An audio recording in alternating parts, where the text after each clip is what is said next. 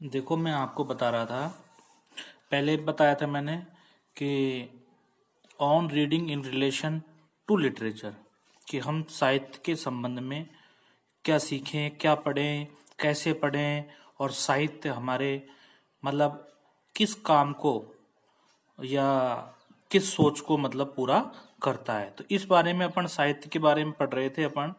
तो अब अपना जो पैराग्राफ है अगला, देखो, एक तो है ना जो थोड़ा सा अगर धुंधला भी दिखता है ना आपको, तो आप लाइन को पकड़ो, लाइन को पकड़ के मीनिंगों को पकड़ो, मीनिंगों के हिसाब से आप है ना देखो। हो सकता है कि वीडियो में आपको थोड़ा सा धुंधला दिख रहा हो, तो आप लाइन के हिसाब से आप है ना जो उनको लाइनों को पढ़ो। तो देखो, the test of a great book is whether we want to read. मतलब एक महान पुस्तक के विषय में हम ओनली चाहते हैं कि हम उसे एक बार पढ़ें, और मोर देन या फिर एक से अधिक बार पढ़ें। एनी रियली ग्रेट बुक, कोई भी जो वास्तविक महान पुस्तक है, वी वांट टू रीड, जिसे हम पढ़ना चाहते हैं, द सेकेंड टाइम, दूसरी बार, इवन मोर देन या उससे भी अधिक बार, we wanted to read it, हम उसे पढ़ना चाहते हैं, द फर्स्ट टाइम या पहली बार, एंड एवरी एडिशनल टाइम, यह हमारा प्रत्येक जुड़ा हुआ समय है, दैट जो वी रीड इट, जब हम इसे पढ़ते हैं, वी फाइंड न्यू मीनिंग, तो हम इसमें पाते हैं नए अर्थों को, and new beauty in it, और इसमें हम एक नई सुंदरता को या नई सुंदरता हमें देखने को मिलती है। A book that a person of education and good taste does not care to read more than once is very probably not worth much. कि एक पुस्तक है जो एक व्यक्ति को एजुकेशन मतलब शिक्षा देती है, एंड गुड टेस्ट और अच्छा स्वाद भी देती है या अच्छा सौंदर्य देती है,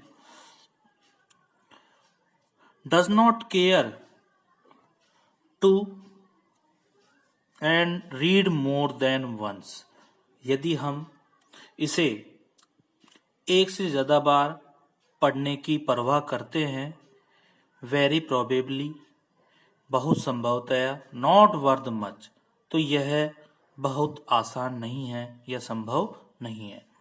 but we can not consider, लेकिन हम इस पर कोई भी विचार नहीं कर सकते, the judgment of a single, हम निर्णय नहीं ले सकते, सिंगल मानी एक बार में, इंडिविजुअल इनफेलिएबल, इंडिविजुअल की इंडिविजुअल होता है जो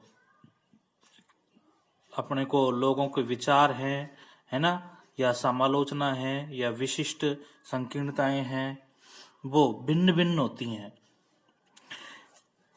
द ओपिनियन, देखो जो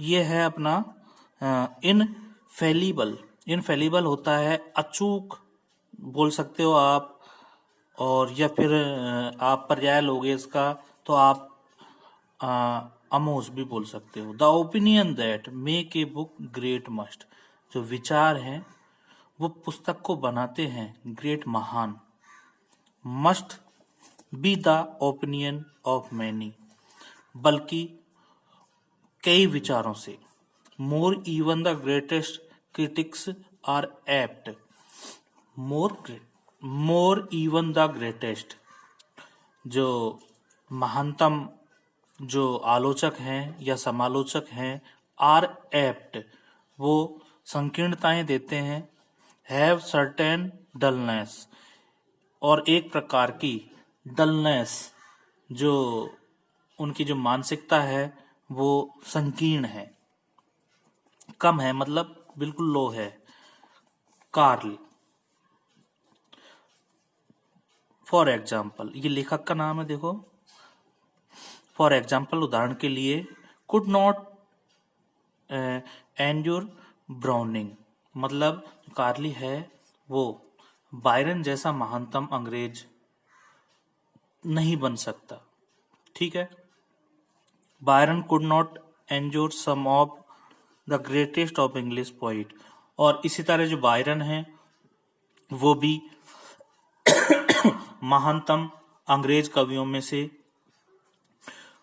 मतलब कुछ को ही सहन करता है, जबकि आलोचना ही करता है दूसरों की। A man must be many sided to utter a trustworthy. कभी कभी जो पुस्तकें हैं वो ट्रस्टवर्थी मानी विश्वसनीय है, तरफदारी करती है, एस्टिमेट ऑफ मैनी बुक, और ये किसी व्यक्ति को बहुमुखी स्वीकार करती है। We may doubt the judgment of single critic at time. अनेक पुस्तकों को पढ़ने से हम समालोचकों के निर्णय को संदेह की दृष्टि से देख सकते हैं। बट लेकिन देयर इज नो डाउट, लेकिन यहाँ पर कोई संदेह नहीं है पॉसिबल जो संभव हो in regard to the judgment of generation, कि हम हमारी जो पीढ़ियां हैं वो बहुमुखी या किसी संबंध में निर्णय पर कोई संदेह करे, ऐसा बिल्कुल नहीं है। Even if we can not at once perceive anything good in a book which has been admired and praised for hundred of years। वो कह रहा है कि चाहे हम तुरंत किसी ऐसी पुस्तक में कुछ भी अच्छी अनुभूति व प्रशंसा को मतलब सराहनीय समझें, जो 100 सालों से जुड़ी हुई है हमसे, वी मे बी श्योर, तो हम पक्का हो सकते हैं, दैट बाय ट्राइंग, या कोशिश कर सकते हैं, बाय स्टडिंग, अध्ययन के द्वारा, इट केयरफुल, यह सावधानी भरा है, we shall at least be able to feel, हम अंततः इस बात को महसूस करने के योग्य हो जाते हैं, the reason of this admiration, कि हम इस कारण से इसकी प्रशंसा कर रहे हैं। एडमायरेशन भी प्रशंसा होती है और प्रेज भी प्रशंसा होती है। The best of all library for a poor man would be a library entirely composed। वो कह रहा है कि एक गरीब आदमी के लिए सर्वाधिक श्रेष्ठ पुस्तकालय वह पुस्तकालय होगा ग्रेट वर्क ओनली, जो केवल महान कार्य करता हो, books which have passed the test of time, और उसमें ऐसी पुस्तकें हों जो समय की परीक्षा को उत्तीर्ण कराती हूं। This then would be the most important guide. जो पुस्तकें हैं वो अधिक महत्वपूर्ण दिशा निर्देश देती हैं फॉर अस, हमें, in the choice of reading, और हमें पढ़ने के लिए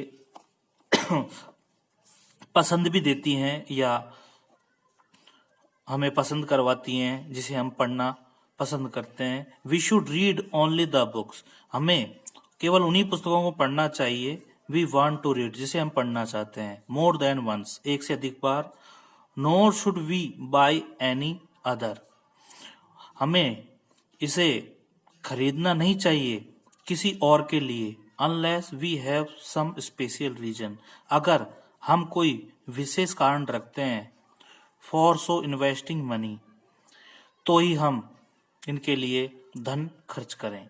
the second fact demanding attention is the general character of the value.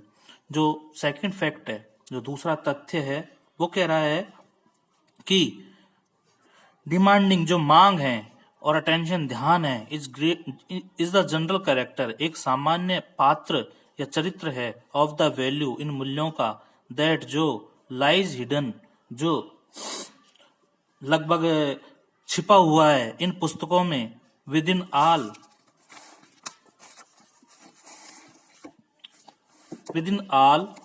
Such great book, जो ऐसी पुस्तकें महान होती हैं, दे नेवर बिकम ओल्ड, वे कभी भी बूढ़ी नहीं होती, कहने का मतलब पुरानी नहीं होती, देयर यूथ इज इमोर्टल, यह जवान रहती हैं और अनश्वर रहती हैं। मॉर्टल मानी नश्वर होता है, इमॉर्टल मानी अनश्वर।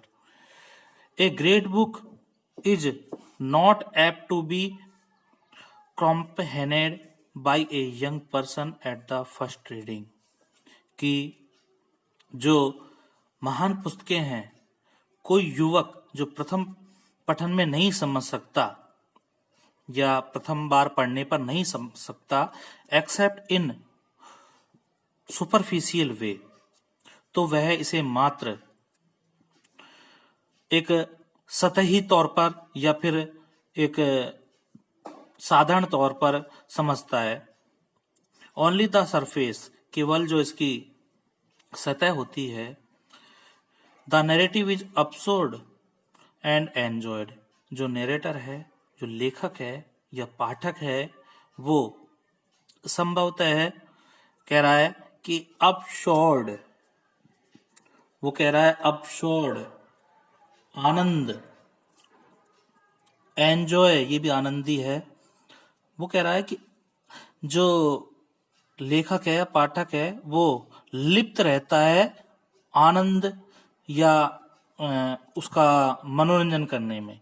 No young man can possibly, कोई भी युवा व्यक्ति संभव नहीं है जो देखे एट फर्स्ट रीडिंग, पहली बार पढ़ने में, the quality of great book, एक अच्छी पुस्तक की गुणवत्ता को, रिमेंबर याद रखो, दैट की इट हैज टेकन ह्यूमनिटी, की यह लाती है एक मानवता को, इन मैनी केसेस, कई मुद्दों पर, 100 ऑफ ईयर्स, 100 से भी अधिक वर्षों में, टू फाइंड आउट, जिसे हम ढूंढ पाते हैं, all that there in such a book, ऐसी यहाँ पर पुस्तकों में। But according to a man experience of life, लेकिन एक व्यक्ति के अनुसार यह एक व्यक्ति का जीवन का अनुभव है। The text will unfold new meaning, जो इसके विषय हैं वो मतलब तय नहीं है, जो नए अर्थों को दें, बार बार नए अर्थों को दे, टू हिम, उन्हें। The book that dilated us at 18, पुस्तकें हैं जो डिलाइटेड, प्रसन्न करती हैं हमें, 18 वर्ष की उम्र में। If it be a book, यदि यह एक अच्छी पुस्तक है, will delight us much more at 25, और भी हमें प्रसन्नता देती हैं अच्छी खासी जब हम 25 मतलब 25 वर्ष के हो जाते हैं। एंड इट विल प्रूव, और यह साबित हो जाती हैं, लाइक ए न्यू बुक, एक नई पुस्तक की तरह, टू अस, हमें, एट 30 ईयर ऑफ एज, जब हम 30 वर्ष की उम्र में पहुंचते हैं। At 40 we shall read it, 40 वर्ष में जब हम इसे पुनः पढ़ते हैं, वंडरिंग, तो आश्चर्य करते हैं, वाई वी नेवर सा how beautiful it was before, कि हमने पहले इतनी सुंदरता क्यों नहीं देखी। एट 50 और 60 ईयर ऑफ एज, 50 और 60 वर्ष की उम्र में, सेम फैक्ट्स, समान तथ्य होते हैं, विल रिपीट देमसेल्व्स, जो उनके लिए दोहराए जाते हैं। एक ग्रेट बुक ग्रोज एग्जैक्ट, एक महान पुस्तक है जो बढ़ाती है एग्जैक्टली, वास्तविक रूप से, in proportion to the growth of the reader mind, और प्रोपोर्शन समानुपात में ग्रोथ वृद्धि करती है रीडर्स माइंड, एक पाठक के दिमाग को। तो इस प्रकार हमने इस पाठ में पढ़ा कि एक अच्छी पुस्तक एक व्यक्ति को दिमागी तौर पर, व्यवहारिक तौर पर या एक मानवता के लिए आनंद के साथ साथ एक ज्ञान की भी प्राप्ति करवाती है। तो साहित्य में यही कह रहा है लेखक कि हम जब एक अच्छी पुस्तक को पढ़ते हैं, जब हमारी उम्र कम होती है, तो हम उसमें से कुछ ना कुछ जरूर सीखते हैं, लेकिन जैसे जैसे हम बढ़ती उम्र में उसको पढ़ते जाते हैं तो नई नई चीजें हमारे सामने आती जाती हैं। तो इस प्रकार इस पाठ में ये है। आगामी वीडियो में मैं इसके क्वेश्चन आंसर करवाऊंगा, देख लेना। एक बात देख लो, अगर धुंधला दिख रहा हो थोड़ा बहुत तो आप लाइन को पकड़ो, लाइन के अनुसार मीनिंग को पकड़ते हुए उसको समझो पाठ को, ठीक है।